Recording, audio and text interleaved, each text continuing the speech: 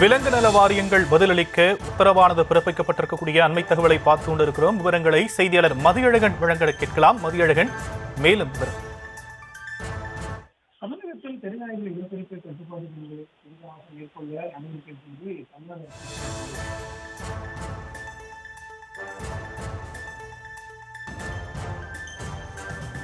தெருநாய்கள் இனப்பெருக்க கட்டுப்பாட்டு விதிகளை அமல்படுத்தும் வகையில் கோரப்பட்ட டெண்டர் குறித்து விலங்குகள் நல வாரியங்கள் பதிலளிக்க உத்தரவானது பிறப்பிக்கப்பட்டிருக்கிறது. அது குறித்தான அண்மை தகவலை நாம் பார்த்துக் கொண்டிருக்கிறோம்.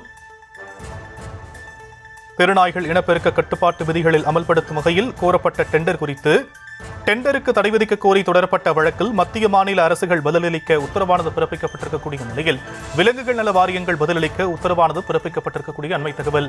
விவரங்களை செய்தியாளர் மதியழகன் வழங்கலாம் கேட்கலாம். மதியழகன், மேலும் விவரம்.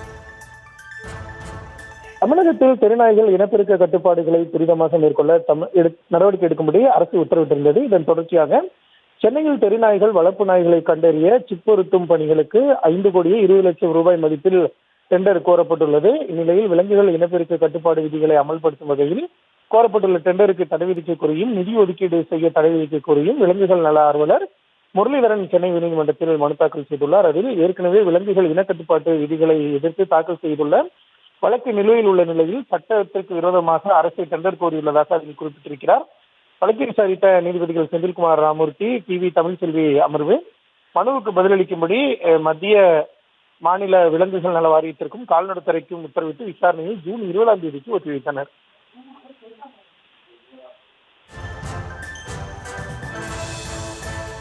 வழக்கு தொடர்பான விரிவான விவரங்களுக்கு நன்றி மதியழகன்.